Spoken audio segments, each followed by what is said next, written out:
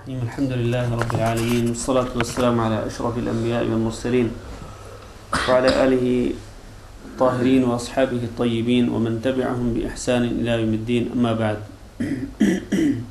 بھائی اور دوستو، آپ حضرات سے مل کر خوشی ہو رہی ہے. کافی عرصہ ہوا ہے کہ یہاں پر آنا نہیں ہوا. جب سے ہمارا درس یہاں سے ادھر مسجد میں منتقل ہوا تو اس کے بعد سے یہاں پر نہیں آ سکا تھا. بہرحال آپ حضرات سے ملاقات تو ہوتی رہتی ہے لیکن یہاں پر نہیں ہوئی تھی.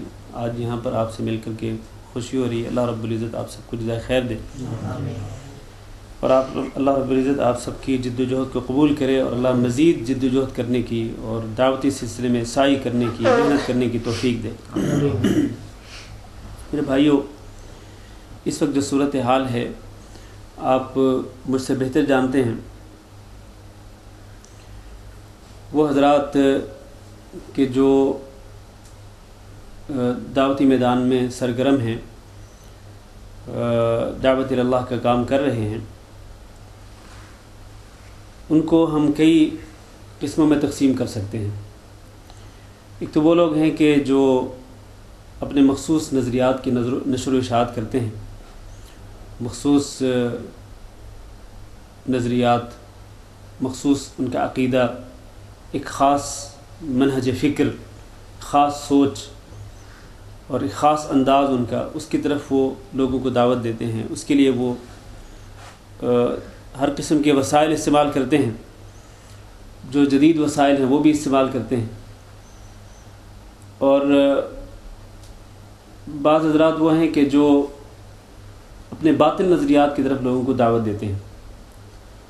باطل نظریات کہ جو قرآن و سنت سے ثابت نہیں ہے، اگرچہ وہ ان نظریات کو دین کی طرف منسوب کرتے ہیں، اسلام کی طرف منسوب کرتے ہیں، لیکن حقیقت میں ان کے وہ نظریات قرآن و سنت سے، دین اسلام سے ثابت نہیں ہے. لیکن وہ لوگ بضد ہیں اور وہ اصرار کرتے ہیں اس بات پر کہ یہ حقیقی اسلام ہے، سچا اسلام ہے، اور اپنے باطل نظریات کو خوبصورت رنگ میں پیش کر کے وہ ان کی طرف لوگوں کو دعوت دیتے ہیں. اور اس کے لیے وہ بھی اپنی ممکنہ حد تک ہر قسم کے وسائل استعمال کر رہے ہیں. جس طرح وہ پہلی قسم جس کا میں نے تذکرہ کیا ہے کہ مخصوص نظریات، ان کی طرف وہ لوگوں کو دعوت دیتے ہیں. وہ مخصوص نظریات جو ہیں ان میں حق بھی ہے، باطل بھی ہے. اور یہ جو دوسرے گروہ کا میں نے تذکرہ کیا ہے، ان میں زیادہ تر باطل ہے، باطل نظریات ہیں، اور باطل نظریات کے نشر و اشاعت کے لیے وہ ہر ممکن کوشش کر رہے ہیں. اور تیسرے وہ لوگ ہیں کہ جو کتاب و سنت کے حامل ہیں اور کتاب و سنت کی طرف لوگوں کو دعوت دیتے ہیں.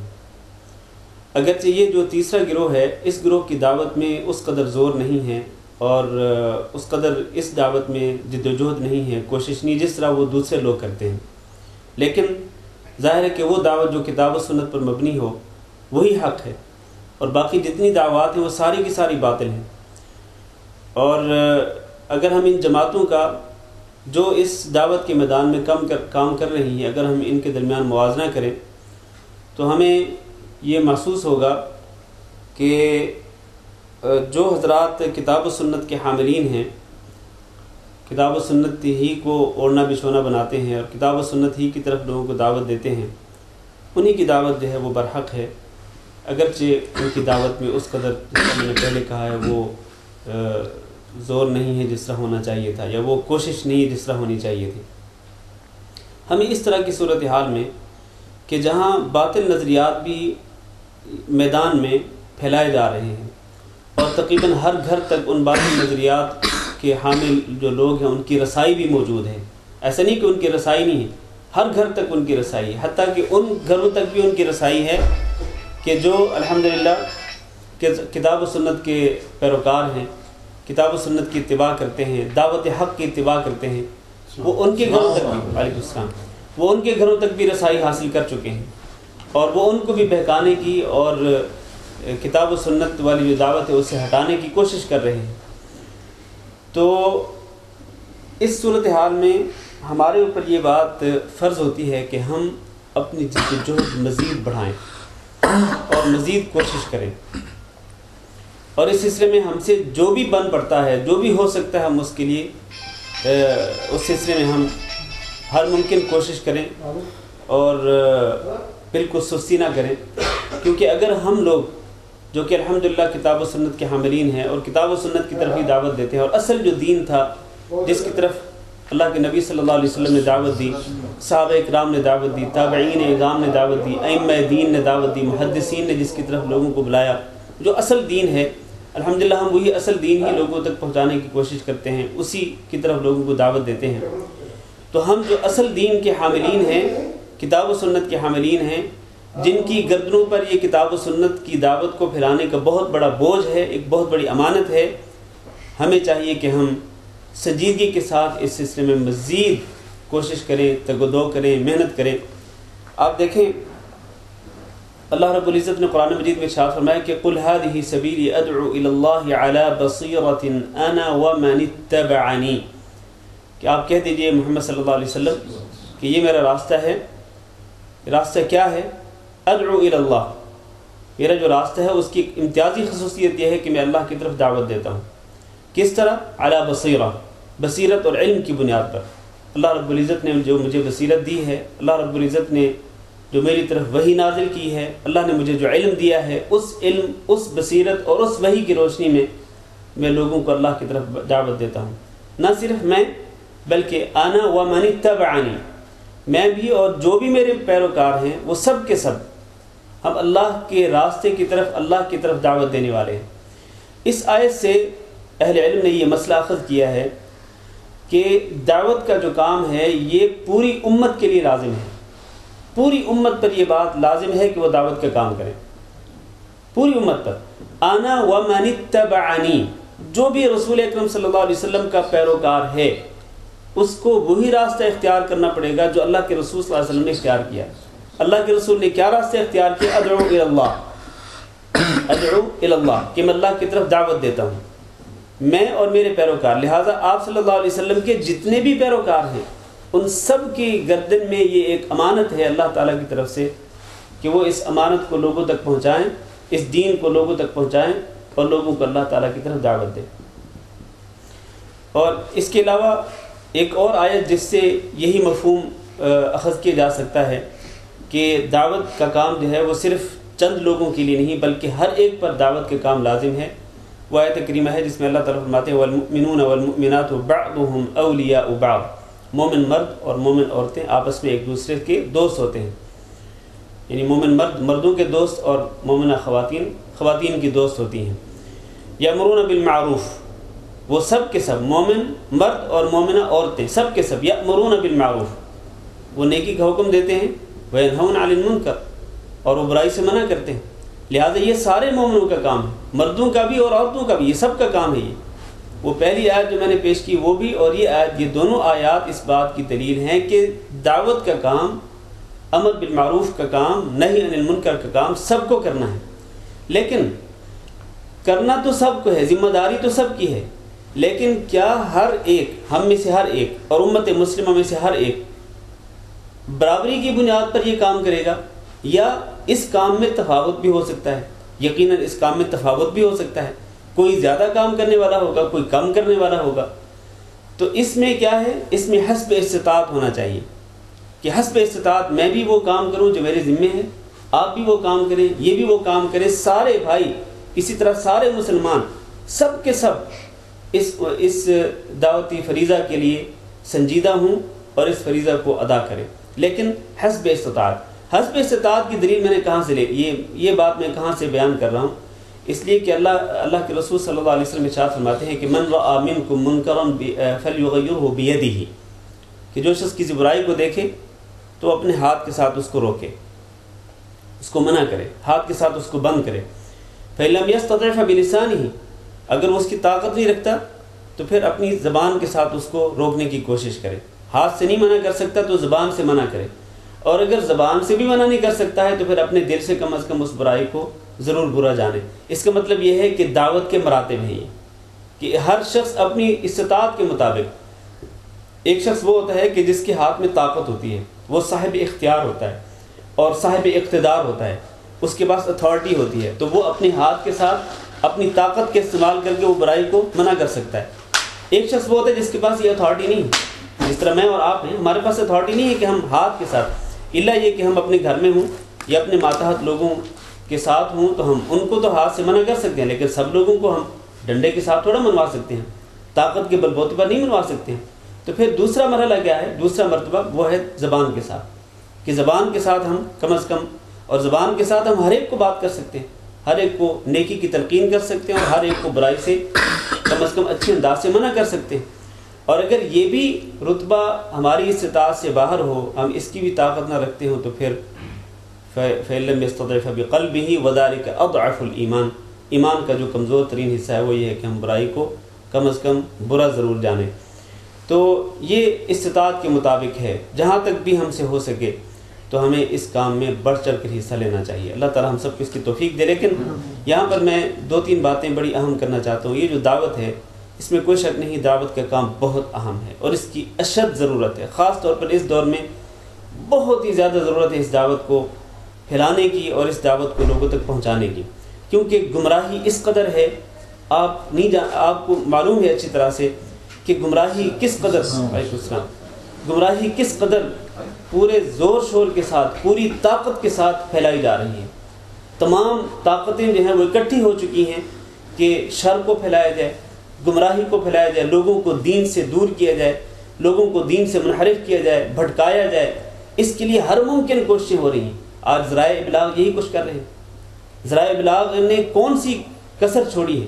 آپ جانتے ہیں ابھی یہ پرسوں ترسوں جو 14 فروری کو جو ویلنٹائن ڈے منایا گیا، ویلنٹائن ڈے جو ہے، آپ کو پتہ ہے کہ اس کی حقیقت کیا؟ آپ سب جانتے ہیں ماشاءاللہ۔ وہ جو ویلنٹائن تھا وہ ایک زانی بدکار پادری تھا، زانی بدکار پادری، جس کو بعد میں اس کے جرم کے بدلے میں، اس کے جرم کی پاداش میں اس کو پھانسی پہ چڑھا دیا گیا۔ پھر ان لوگوں نے اسی کی یاد منانا شروع کر دی، اس بدکار کی، زانی کی یاد منانا شروع کر دی۔ ویلنٹائن ڈے اسی نام کے ساتھ مشہور ہو گیا۔ علیکم السلام وبرکاتہ۔ تو اب یہ جو ایک زانی بدکار کی جو یاد ہے، اس کو منانے میں آج آپ دیکھیں کہ مسلمان کس قدر آگے جا چکے ہیں۔ اور میں اس دن دیکھ رہا تھا 14 فروری کو ہمارے پاکستان کے جو ٹی وی چینلز ہیں وہ سب کے سب اسی میں لگے ہوئے ہیں۔ ہر گھنٹے کے بعد جناب پتہ نہیں کتنی آدھا گھنٹہ جو ہے وہ نشریات اسی سلسلے میں خاص ہیں۔ جی محبت کے پھول بانٹے جا رہے ہیں، جی اظہار محبت کیا جا رہا ہے، جی، اور ویلنٹائن ڈے کے حوالے سے جناب پروگرام ہو رہے ہیں مختلف ہوٹلوں میں۔ وہ پروگرام کیا تھے؟ وہ بے حیائی، بے غیرتی ساری ان پروگراموں میں موجود تھی۔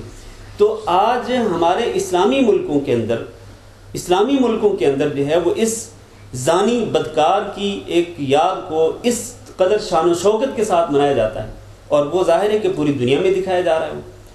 تو ہر گھر میں یہ باطل نظریات جو ہیں اور یہ شر اور یہ خباثت اور یہ بے حیائی اور بے غیرتی ہر گھر میں پہنچانے کی کوششیں ہو رہی ہیں۔ میں یہ کہہ رہا ہوں کہ جب اس طرح کی صورتحال ہے تو پھر ہمیں مزید سنجیدہ ہونے کی کوشش کرنی چاہیے کہ ہم اب تک جتنے سنجیدہ ہیں اور کتاب و سنت کی دعوت کو ہم جہاں تک پہنچا رہے ہیں، ہمیں اس سے کئی گنا زیادہ محنت کرنی چاہیے، تاکہ ہم کم از کم اللہ رب العزت کے ہاں یہ تو کہہ سکیں کہ اللہ ہم نے اپنی حد تک کمی نہیں کی، اللہ کے ہاں ہم اتنا عذر پیش کر سکیں کہ اللہ ہم نے اپنی حد تک ہم سے جو کچھ ہو سکتا تھا ہم کرتے تھے۔ تو ہمیں اپنی استطاعت تک، اپنی استطاعت کے مطابق کرنا چاہیے، لیکن اس کے لیے کچھ شرطیں ہیں۔ پہلی شرط یہ ہے کہ اخلاص ہو۔ ظاہر ہے کہ آپ جانتے ہیں کہ ہر عبادت کی قبولیت کے لیے اخلاص شرط ہے۔ دوسری شرط یہ ہے کہ آپ اگر دعوت کا کام کریں تو آپ کے پاس علم ہونا چاہیے۔ جس چیز کی طرف آپ نے لوگوں کو بلانا ہے وہ چیز ہو جو قرآن و حدیث سے ثابت ہو، جس کا آپ کو علم ہو کہ یہ چیز قرآن و حدیث سے ثابت ہے تو اس کی طرف مجھے لوگوں کو دعوت دینی ہے۔ ورنہ اگر جہالت کی بنا پر آپ لوگوں کو دعوت دیں گے تو پھر آپ خود بھی گمراہ ہوں گے، دوسروں کو بھی گمراہ کریں گے، آپ دوسروں کی گمراہی کا سبب بنیں گے آپ۔ اخلاص کے بعد سب سے بنیادی شرط کیا ہے؟ علم۔ جس طرح میں نے پہلے آیت پڑھی ہے، قل هذه سبیلی ادعو الی اللہ علی بصیرۃ، علم کی بنیاد پر۔ لہذا آپ کو علم کے ہتھیار سے مسلح ہونا چاہیے۔ علم بہت بڑا ہتھیار ہے اور یہ دلوں کو منور کر دینے والی چیز ہے۔ علم آپ حاصل کریں گے، اور علم کس چیز کا نام ہے؟ قرآن اور حدیث کا نام ہے۔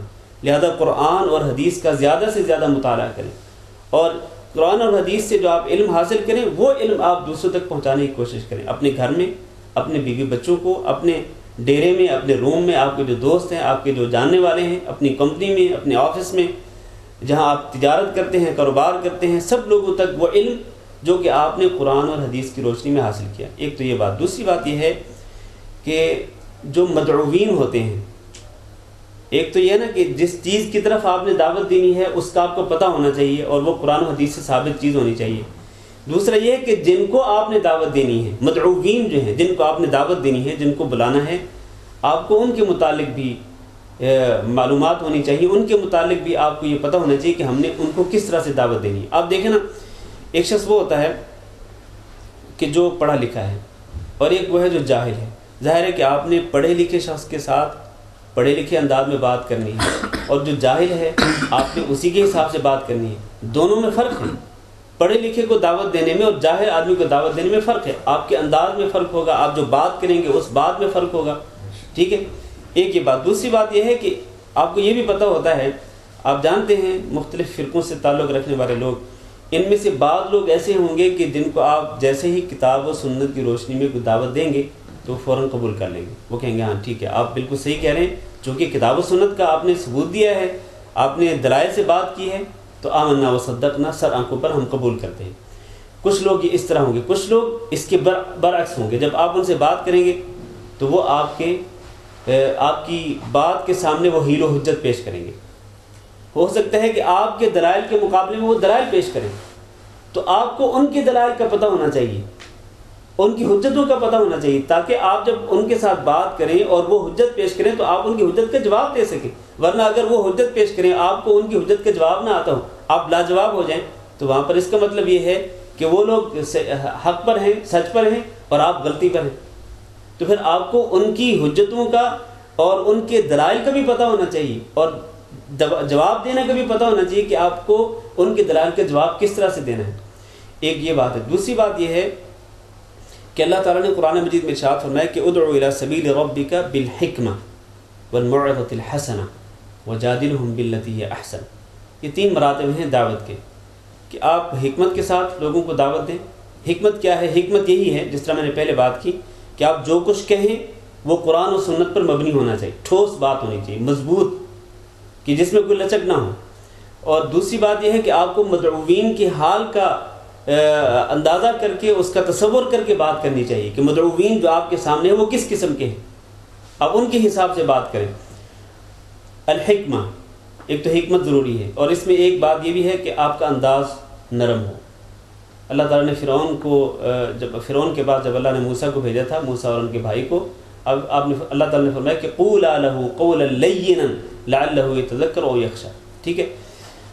اس کے بعد دوسرا ہے والموعظۃ الحسنہ، اچھی نصیحت. نصیحت جو ہے نا، یہ دیکھیں بہت ہی اہم ہے کہ آپ کے دل میں خیر خواہی کا جذبہ ہو. یہ نہیں کہ آپ کے دل میں یہ ہو کہ میں نے یہ جو میرا مخالف ہے نا، میں نے اس پر اپنا غلبہ ثابت کرنا ہے، کہ میں اس سے زیادہ جو ہے وہ صحیح راستے پر ہوں اور میں اس کو زج کروں، اس کو جو ہے وہ نیچا دکھاؤں. اگر یہ نیت ہوگی کہ میں نے اس کو زج کرنا ہے، اس کو نیچا دکھانا ہے، تو پھر آپ کی بات کا کوئی فائدہ نہیں ہوگا. موعظۃ الحسنہ، دل میں خیر خواہی کا جذبہ ہونا چاہیے کہ جو اللہ تعالیٰ نے خیر و بھلائی مجھے قرآن اور سنت کی روشنی میں مجھے دی ہے، یہ خیر و بھلائی اللہ تعالیٰ اس کو بھی نصیب کر دے. جس طرح اللہ تعالیٰ نے مجھے ہدایت دی ہے اس راہ حق کو اپنانے کی اور اس صحیح دعوت پر چلنے کی، اللہ تعالیٰ یہی خیر، یہی بہت بڑی نعمت اللہ تعالیٰ اس کو بھی عطا کر دے، تاکہ وہ بھی سیدھے راستے پر آ جائے، وہ بھی جنت کے راستے پر آ جائے، وہ بھی اللہ تعالیٰ کی رضا اور اللہ کی تقرب کو حاصل کر لے.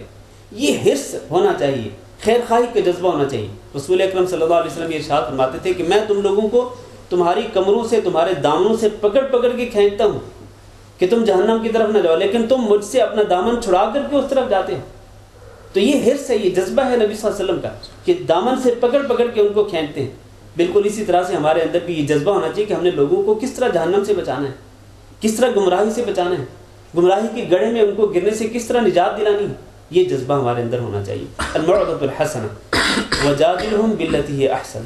اگر کسی کے ساتھ تکرار کرنے کی ضرورت پیش ہے، جس طرح میں نے پہلے بھی کہا، اگر آپ سے وہ تکرار کرے، آگے حجت پیش کرے، تو پھر باللتی ہے احسن، تکرار کرے تو اچھے طریقے کے ساتھ کرے. اچھا طریقہ کیا ہوگا؟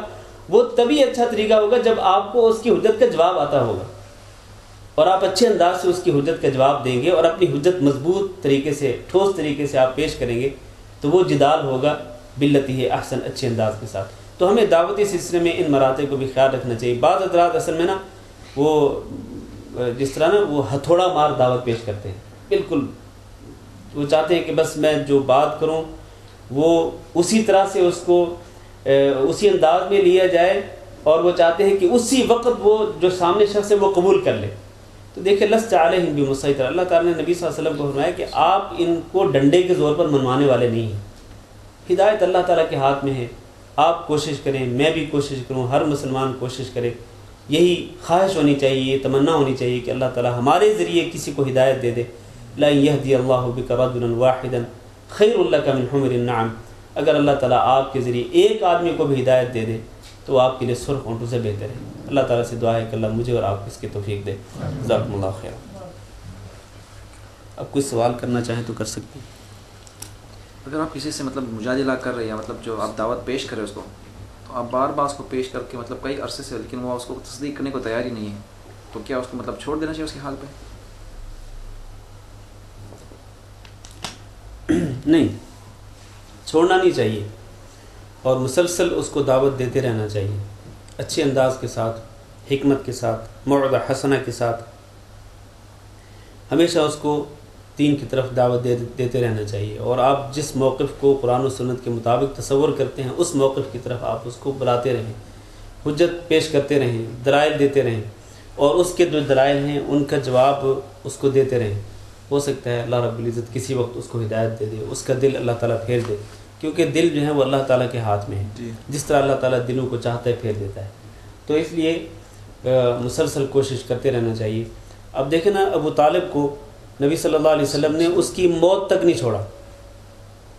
پہلے بھی تو دعوت دیتے تھے نبی صلی اللہ علیہ وسلم اپنے چچا کو، ابو طالب کو، اور دعوت دیتے رہے، لیکن جب وہ مرنے لگے ابو طالب تو اس وقت تک بھی نہیں چھوڑا۔ اس وقت تک بھی جا کے ابو طالب کو یہ کہا کہ چچا جان یہ ایک کلمہ پڑھ لیں بس، پھر میرے اوپر چھوڑ دیں، میں قیامت کے دن آپ کے لیے اللہ تعالیٰ سے اگر جھگڑنا بھی پڑا تو میں جھگڑا کروں گا اللہ تعالیٰ سے۔ تو آخری وقت تک کوشش کرتے رہنا چاہیے۔ ہاں جی، کسی اور کا کوئی سوال؟